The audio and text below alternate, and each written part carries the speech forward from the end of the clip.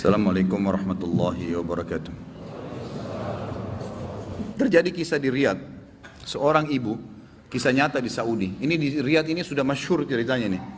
Antara seorang ibu dengan seorang TKW dari Indonesia.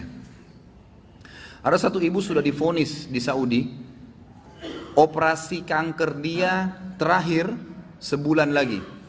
Kalau tidak berhasil, dianggap sudah mati dari sisi medis. Ini keberhasilannya kecil sekali, 10%, 90% mati orang ini. Sebulan lagi menurut ilmu medis. 3 hari setelah divonis begitu sama dokter, sebulan lagi operasi terakhir, datang pembantunya dari Indonesia. Seminggu pembantu itu kerja, bagus sekali kerjanya. Masya Allah bersihin rumah, masak segala. Tuan rumahnya ini senang.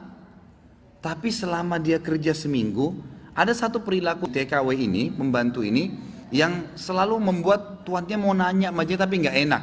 Akhirnya setelah seminggu itu ditanya, ternyata dia kalau siang hari habis selesaikan kerjaan semua, habis siapin makan, dia masuk kamar mandi, lama di kamar mandi pembantu ini, nggak tahu buat apa gitu.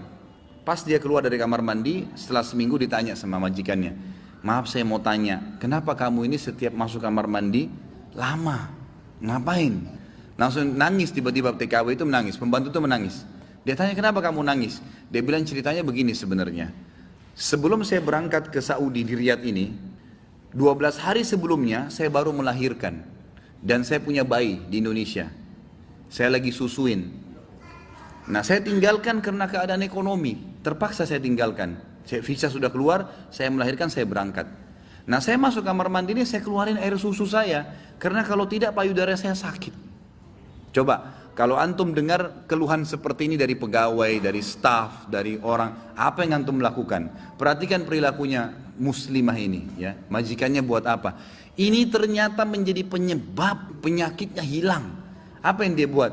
Dia bilang baiklah. Sambil dia nangis, dia dengar ceritanya, dia bilang baiklah. Dia masuk gajinya itu 800 real per bulan. Tuannya ini kebetulan punya duit di rumahnya, diambil dikali 24 bulan, 2 tahun. Dikasih pembantunya, ini uang kamu ambil. Besok saya belikan kamu tiket pulang ke Indonesia. Anggap kau sudah kerja 2 tahun. Pembantunya bilang, nggak apa-apa. Dia bilang, nggak apa-apa. Anak kau lebih penting daripada saya. Urus anakmu, nggak apa-apa. Terus ada pembantunya, baiklah kalau begitu terima kasih. Kata tuannya, kalau seandainya 2 tahun kemudian habis nyusuin, kamu terfikir kembali, ini nomor HP saya, dikasih, pulanglah.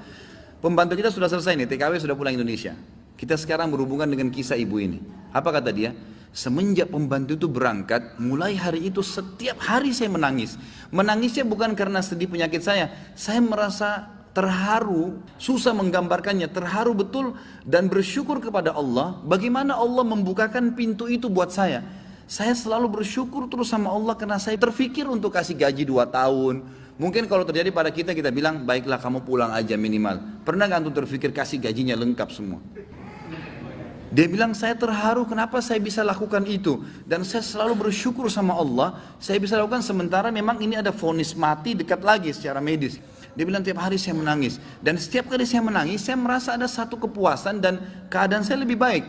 Ringkas cerita, tiba masa operasi, ditelepon rumah sakit, disiapin semuanya alat operasi. Tiba di rumah sakit, dicek sebelum operasi. Dokternya duduk setelah cek di kursi lalu bertanya, kamu berobat kemana sebulan ini? Kata ibunya, saya nggak berobat kemana-mana. Kamu tahu nggak, kanker kamu nggak ada, sedikit pun nggak ada, akarnya nggak ada, sembuh total, nggak ada, nggak mungkin terjadi secara medis. Ibu itu tersenyum lalu mengatakan, kalau betul apa yang dokter ucapkan, itu karena sedekah saya. Diceritain sama dia ceritanya, begini. Dokternya jadi nangis. Dokternya bilang apa? Subhanallah, yang telah membukakan mata hati saya, ternyata yang menyembuhkan bukan obat sama dokter, tapi siapa? Allah subhanahu wa ta'ala. Ambil pelajaran ikhwas sekalian. Ternyata amal-amal soleh itu bisa membuat kita keluar dari masalah. Abdullah bin Umar dan Abdullah bin Abbas radhiyallahu anhum ajma'in, itu kalau beliau sedang menghadapi masalah dan tidak pecah, beliau keluar cari orang miskin dan sedekah. Keluar bertawassul dengan amal soleh. Seperti itulah. Mungkin sampai situ dulu, mudah-mudahan apa yang kita bahas bermanfaat dan menjadi tambahan ilmu buat kita. Assalamualaikum warahmatullahi wabarakatuh.